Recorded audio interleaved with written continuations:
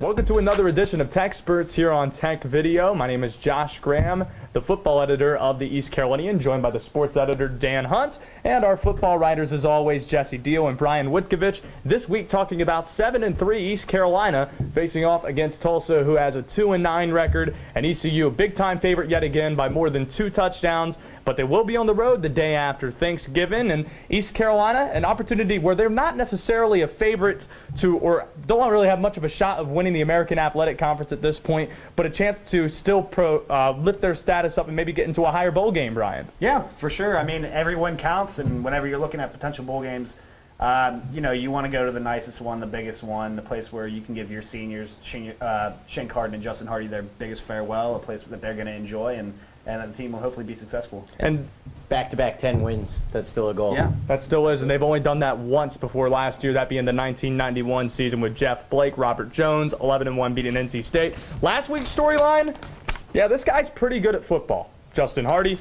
This week, it's more about the game itself, and the game is on a short week. The first time East Carolina's had this. You look at the first 2 games that were on Thursday nights, ECU's had a bye week before that. So is that something that's concerning for you, Jesse, looking at East Carolina with a short week of preparation? It's slightly concerning, especially since it's a road game, which they have struggled on the road at times, but I don't think it should be too big of a factor. And that's something East Carolina's going to have to face again when they get prepared for UCF on the road. So I guess what have you seen, Dan Hunt, looking at the Tulsa Golden Hurricane? I've seen a quarterback in Dane Evans with a really bright future there, and he's putting up numbers this year. I believe he's second in the conference in passing behind, of course, Carden. And I think that the Pirates should take this game, but Dane Evans has a really bright future. Kevin Lucas is their star receiver out there, and you have Tulsa rather, who last year East Carolina took care of business while Evans was a freshman, I believe, and ECU coasted past the Golden Hurricane at home at Dowdy-Ficklin Stadium. This time around, ECU going to be on the road. You mentioned how that could be concerning, especially with it being on a short week. But East Carolina, they have a lot better chances to win when the defense is playing well. Last week against the Green Wave, they really had one of their best performances of the year, Brian. Yeah, absolutely. And I think the key for the defense this week is going to be to weather the storm, because Tulsa's going to come out as a motivated team. It's going to be their senior day. They're going to be looking to put up points early, and they'll maybe have that kind of anything goes game plan where, maybe they'll go for it on 4th down, some questionable areas, because, with 2 wins on the season, what do you have to lose? So I think for ECU, it's going to be weathering the storm and making sure that they don't give up the big play and just keeping the offense in it and giving them a chance to get the lead. What are some of the things you're looking at this week, keys to the game-wise, Jesse Deal? I think ECU needs to capitalize and limit the missed opportunities they've had. The last few games they've struggled.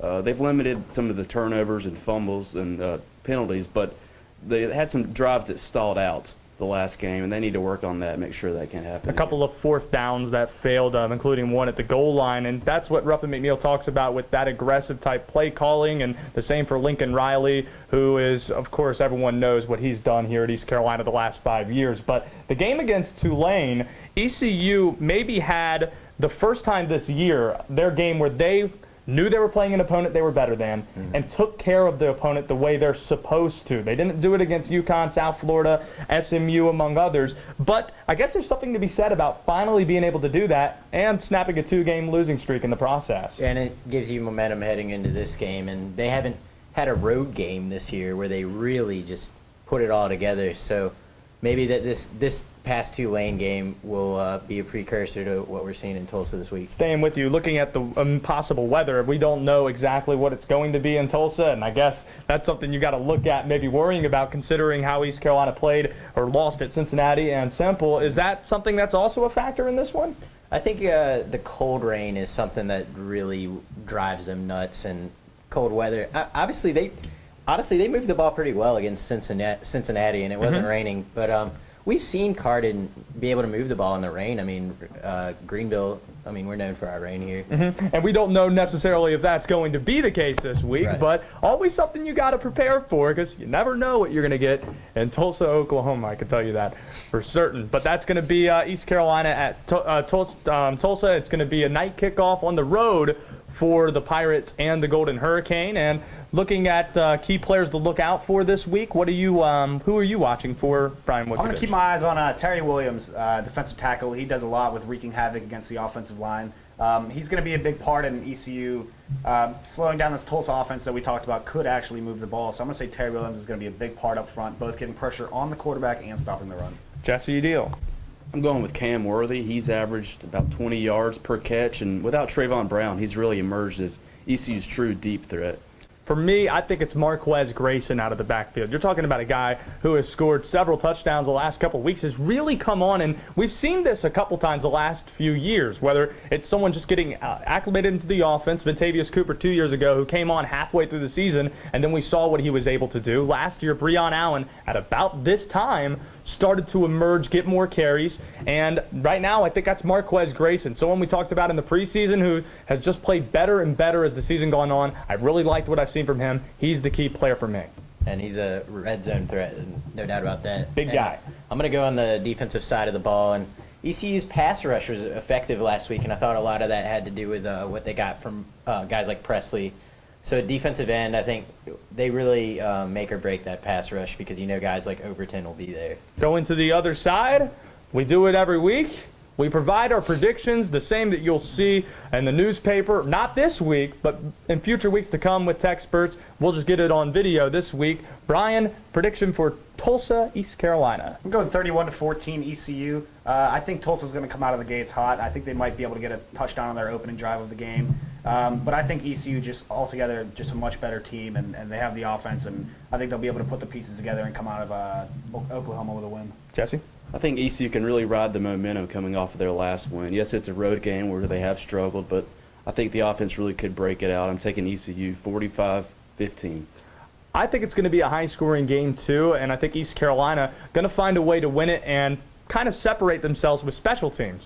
Yeah, everyone seems to criticize Warren Harvey, but he's been playing very well in recent weeks. Had a couple field goals against the Tulane Green Wave, a couple against Cincinnati as well. He's starting to come on a little bit, and don't forget, just a couple of years ago, we were talking about someone who was on the kicker watch list for a season, and someone I think could be a factor in this game, and you have to be able to do it on the road. I have 34-24, East Carolina beating Tulsa. Yeah, I'm going to go high scoring as well. I'm still not sold on ECU's secondary, but I think that they're just much better team than Tulsa. I'm going to go 48-24. Kevin Lucas against that secondary going to be really a key matchup in this game. So that's all we have. East Carolina, Tulsa on Friday night. Sounds weird to say, but the American Conference has those games during the evening time there. But that's all we have.